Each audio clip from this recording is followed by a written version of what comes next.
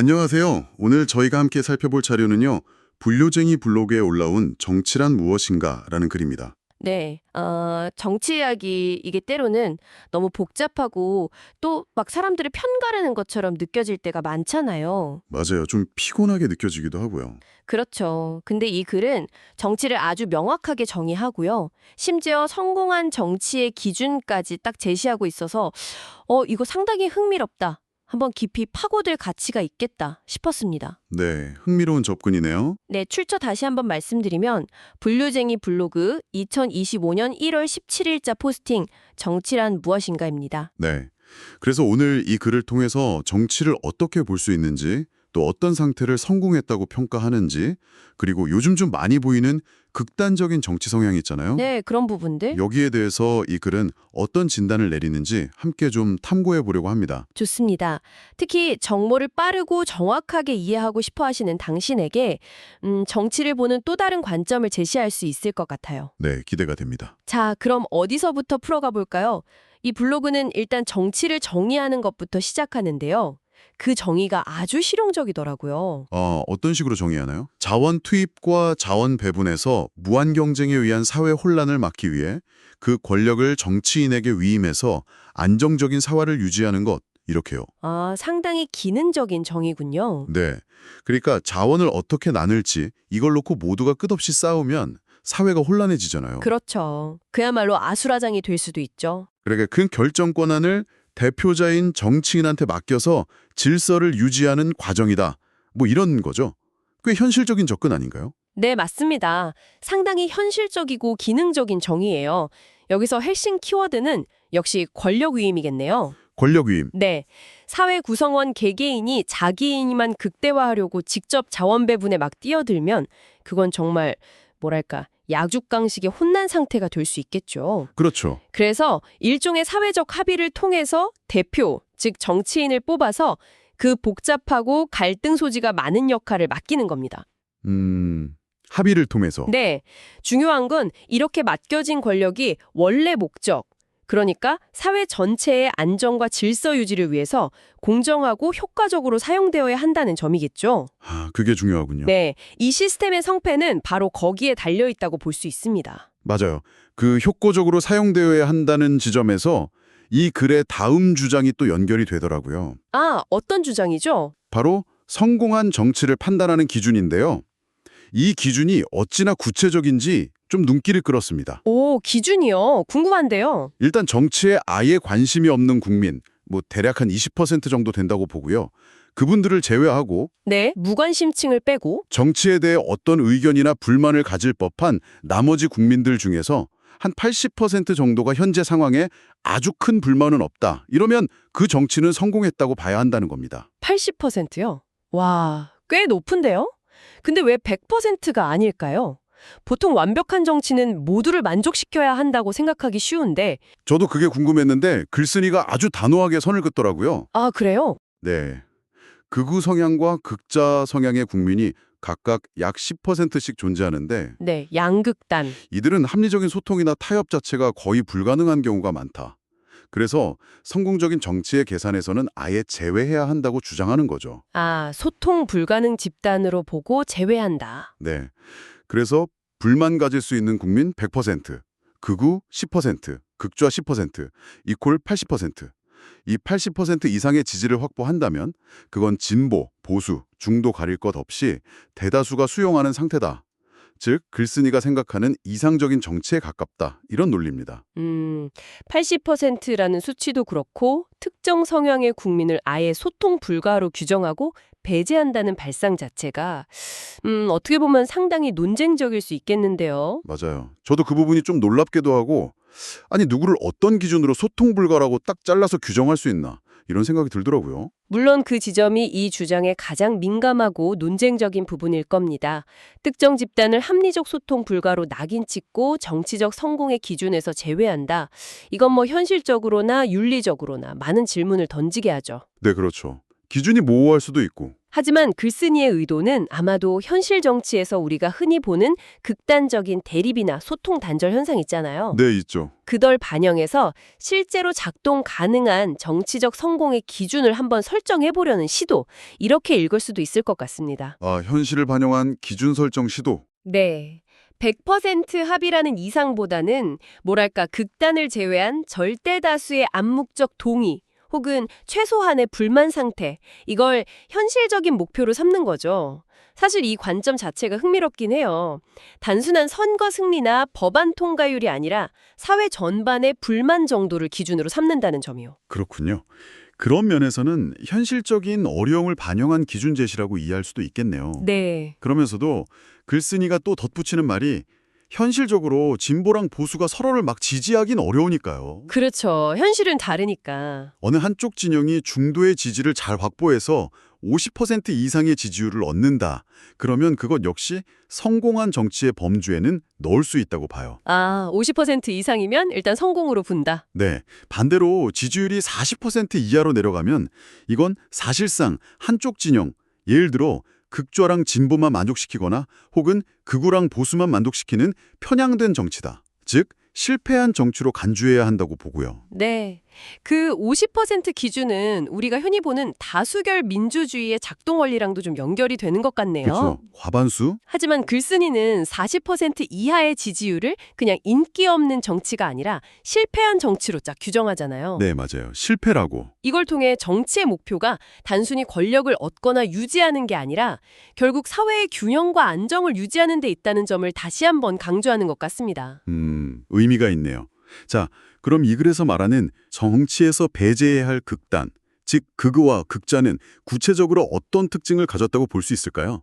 글쓴이가 두 가지 식별 기준을 제시하는데요. 네, 어떤 기준이죠? 첫 번째는 자신의 정치 성향과 다른 논조를 가진 언론사, 예를 들어 보수 정치인이 진보 언론사의 인터뷰 요청이나 질문을 거부한다거나 그 반대의 경우요. 아, 특정 언론을 거부하는 것? 네. 언론은 기본적으로 국민을 대신해서 질문하는 역할을 하는데 특정 언론이라는 이유만으로 소통 자체를 거부하는 건 국민과의 소통 의지가 없다는 증거로 본다는 거죠. 이 부분은 상당히 명확한 기준처럼 들리더라고요. 그쵸. 뭐 정치인이 특정 매체의 논조가 마음에 안 들 수는 있겠지만 아예 대화 자체를 거부하는 건 공적인 책임을 좀 방기하는 행위로 볼 수 있다. 이런 시각이네요. 네, 그리고 두 번째 기준은 더 본질적인데요. 아, 본질적이다? 자신의 정치적 신념만이 절대적으로 옳다고 확신하고 그 목적을 달성하기 위해서라면 수단과 방법을 가리지 않는 태도. 이걸 지적합니다. 수단과 방법을 가리지 않는다? 특히 혐오 정치를 적극적으로 활용하는 경우가 대표적이라고 딱 짚어요. 아, 혐오 정치 요즘 많이 문제되죠? 네, 예를 들어 남녀 간의 혐오 감정을 막 부추기거나 특정 지역이나 세대에 대한 편견과 갈등을 일부러 조장해서 지지층을 결집시키는 방식 같은 거요. 맞아요. 그런 행태들. 상대 진영에 대한 비판을 넘어서 막 인격적으로 모독하거나 심지어 폭력적인 언행까지 서슴지 않는 경우도 여기에 포함된다고 하고요. 이런 혐오 정치가 왜 위험하냐? 사회를 계속 우리 편 아니면 적 이렇게 나누기 때문이라는 거죠. 그렇죠. 이분법적으로. 이게 심해지면 어떤 문제가 딱 발생했을 때 합리적으로 원인을 분석하거나 해결책을 찾기보다는 저 사람이 우리 편인가 아닌가? 이것만 따지게 된다는 거예요. 아, 문제의 본질은 못 보고. 네, 결국 사회 전체의 문제 해결 능력이 심각하게 저하될 수 있다. 이렇게 경고합니다. 이 혐오 정치에 대한 분석은 상당히 날카롭네요. 단순히 어떤 정책에 대한 이견 수준을 넘어서 상대를 거의 악마화하고 인간적인 존중 자체를 거부하는 태도. 이게 사회 전체의 신뢰 자본을 심각하게 갉아먹는다는 것이죠. 맞아요, 신뢰자본. 글쓴이는 또 이런 극단주의자들이 유튜브나 특정 커뮤니티, 집회 이런 데서는 목소리가 굉장히 크잖아요. 네, 엄청 크죠. 그래서 실제보다 그 수가 훨씬 많아 보일 수 있다. 이 점도 지적합니다. 하지만 실제 선거 결과 같은 걸 보면 그들의 정치적 영향력이나 지지 기반은 생각보다 제한적일 수도 있다는 점도 인지해야 한다고 말하고요. 그렇군요. 보이는 것과 실제는 다를 수 있다. 네, 중요한 것은 그들의 수가 많고 적음의 문제가 아니라 아, 수가 아니라. 그들이 보이는 비상식성, 또 합리적인 소통을 거부하는 태도, 그리고 타협이 불가능하다는 점, 이걸 강조합니다. 타협 불가능성. 네. 그래서 일각에서 나오는 그래도 극단주의자들과 함께 가야 하지 않느냐 이런 좀 온정적인 주장에 대해서도 상당 비판적이에요. 그 함께 가자는 주장. 어떻게 비판하죠? 네, 바로 그 지점에서 아주 강한 경고를 보냅니다.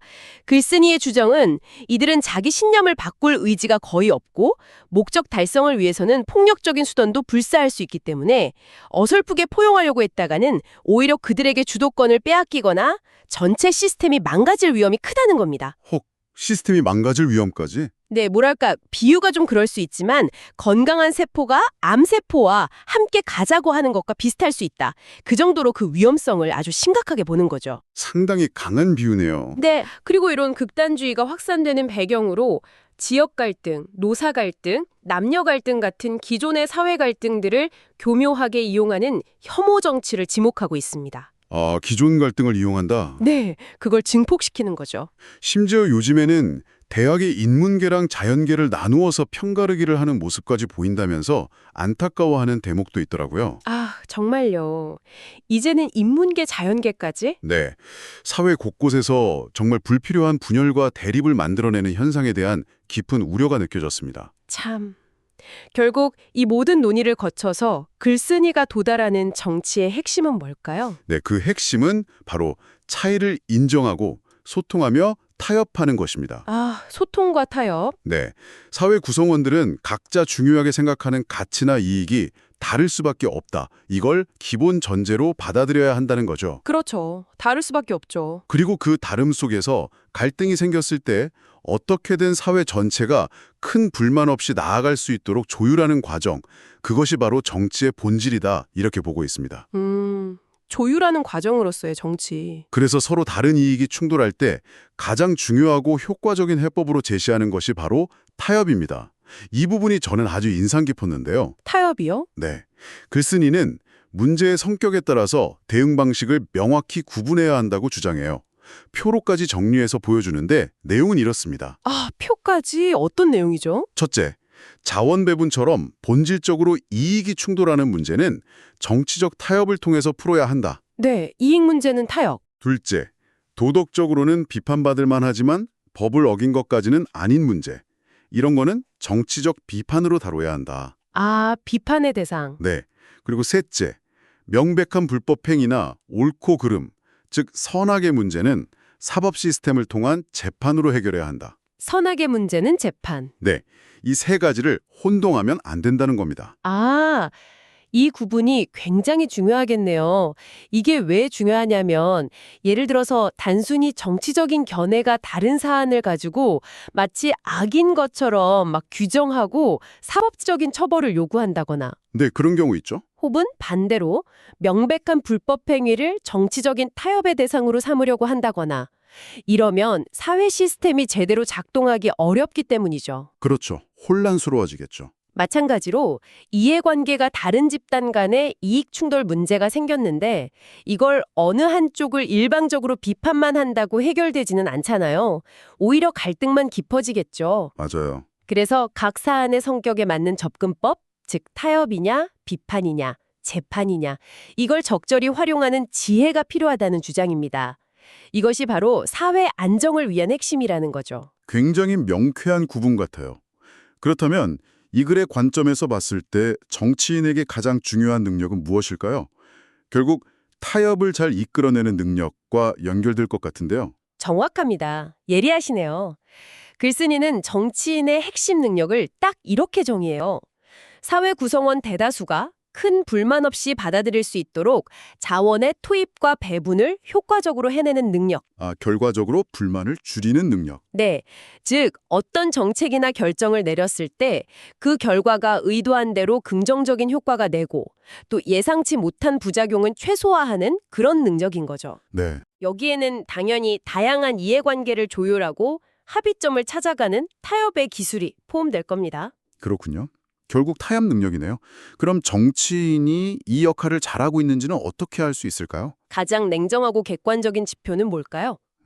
여론조사? 그것도 있겠지만 글쓴이는 더 확실한 걸 말합니다. 바로 선거 결과라고요. 선거 결과? 네, 선거에서 국민들이 표로 보여주는 결과가 좋지 않다면 그건 현재의 자원 배분 방식이나 정치 운영 전반에 대한 불만의 표출이다. 그러니까 그 원인을 빨리 파악하고 개선하는 노력을 해야만 정권을 유지하거나 다음 기회를 얻을 수 있다. 아주 현실적인 조언을 덧붙이고 있습니다. 정치적 생존과 직결된다는 거군요. 그렇죠. 네, 오늘 저희가 깊이 들여다본 분류쟁이 블로그의 글은 정치를 단순히 권력투쟁으로만 보는 게 아니라 사회 안정을 위한 자원 배분 시스템으로 정의하는 아주 실용적인 관점을 제시했습니다. 네, 그 정의가 인상 깊었어요. 특히 성공한 정치의 기준으로 극단을 제외한 80%의 낮은 불만 상태라는 구체적인 수치를 제시한 점, 이것도 흥미로웠고요. 네, 80%라는 숫자. 그리고 극단주의와 혐오 정치의 위험성을 지적하면서 타협의 중요성을 강조한 부분도 인상적이었습니다. 맞아요. 타협의 가치. 또 문제의 성격에 따라서 타협, 비판, 재판이라는 세 가지 다른 접근법이 필요하다는 구분, 이것도 상당히 명쾌했고요. 네, 이 글에서 제시된 여러 관점들, 예를 들어 성공한 정치를 80%의 만족도를 정의하는 방식이라든지 특정 그룹을 소통 불가로 간주하는 시각 같은 것들요. 네, 이것에 대해 단심은 어떻게 생각하시나요? 이런 프레임워크가 당신이 평소 정치를 이해하고 평가하는 방식에 어떤 영향을 주거나 혹은 어떤 질문을 던지게 하는지 궁금하네요. 생각해 볼 지점이 많죠. 네. 그 80%라는 기준이 현실적으로 달성 가능하다고 보시는지 아니면 또 다른 기준이 필요하다고 생각하시는지 이 글의 주장에 비추어서 당신의 생각을 한번 정리해 보는 것도 흥미로울 것 같습니다. 네, 좋습니다. 마지막으로 이런 질문을 던져보면서 마무리할까 합니다. 네, 어떤 질문이신가요? 이 글은 주로 합리적 소통이 가능한 다수 사이에서 발생하는 이익의 충돌, 이걸 해결하는 핵심 기제로 타협을 강조했잖아요. 네, 이익 충돌과 타협이었죠. 그런데 우리 사회가 때로는 단순히 이익의 문제를 넘어서서 쉽게 타협하기 어려운 아주 근본적인 가치관의 충돌에 직면할 때도 있지 않습니까? 아, 그렇죠. 가치관의 문제. 예를 들면요? 예를 들면 생명윤리에 관한 첨예한 대립이라던가 아니면 과거사 문제처럼 아주 깊은 역사적, 감정적 뿌리를 가진 갈등 같은 것들이요. 아, 그런 문제들은 정말 타협이 쉽지 않죠. 네. 이런 깊은 가치관의 대립 앞에서 이 글에서 제시된 이익 조정 중심의 타협 모델, 이게 과연 얼마나 유효할까요? 혹은 어떤 보완이 필요할까요? 어려운 질문이네요. 이 질문에 대해 한번 생각해 보시는 건 어떨까? 이렇게 제안하면서 오늘 이야기를 마치겠습니다. 네, 아주 중요한 질문인 것 같습니다.